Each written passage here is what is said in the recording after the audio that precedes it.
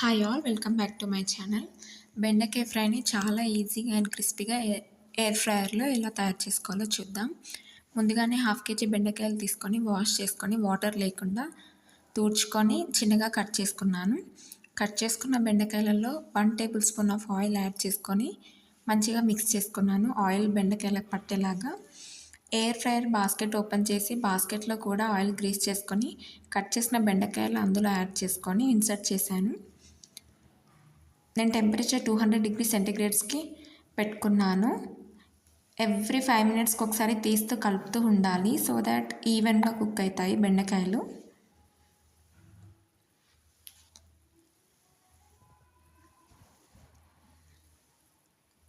నేను మళ్ళీ ఇన్సర్ట్ చేసుకున్నాను. 5 మినిట్స్కి ఒకసారి ఓపెన్ చేసి మళ్ళీ ఒకసారి కలుపుకుంటాను. బెండకాయలు కుక్ అయ్యాయి, కాకపోతే క్రిస్పీగా అవ్వలేదు. సో నేను ఇంకో 5 మినిట్స్ కుక్ చేసుకుంటాను క్రిస్పీగా అవ్వడానికి.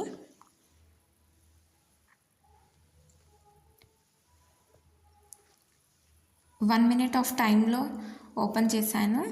బెండకాయలు చాలా బాగా క్రిస్పీగా కుక్ అయ్యాయి. కుక్ అయిన బెండకాయలను పక్కన పెట్టుకుంటాను. స్టవ్ ఆన్ చేసుకొని బాండి పెట్టుకొని హీట్ అయిన తర్వాత ఆయిల్ వేసుకొని పోపు దినుసులు యాడ్ చేసుకొని ఆనియన్ చిల్లీ యాడ్ చేసుకొని అవి కూడా ఫ్రై అయిన తర్వాత ఎండుమిర్చి గార్లిక్ కరివేపాకు యాడ్ చేసుకొని మంచిగా ఫ్రై చేసుకోవాలి. నెక్స్ట్ అందులో పసుపు యాడ్ చేసుకొని అన్నీ మంచిగా ఫ్రై చేసుకోవాలి.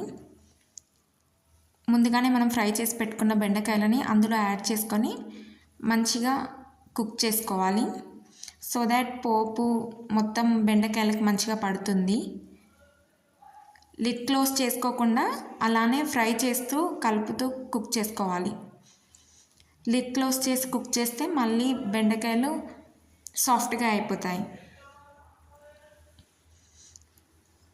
కాస్త కారం, ఉప్పు, ధనియా పౌడర్ యాడ్ చేసుకొని ఇంకాస్త టైం ఫ్రై చేసుకోవాలి. ఇంకో 2-3 మినిట్స్ అలా ఫ్రై చేసుకోవాలి.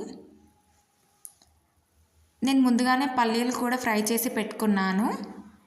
ఫ్రై అయిన పల్లీలను కూడా అందులో యాడ్ చేసుకొని మంచిగా మిక్స్ చేసుకోవాలి. మనం ముందుగానే పల్లీలు వేస్తే సాఫ్ట్ అయిపోతాయి.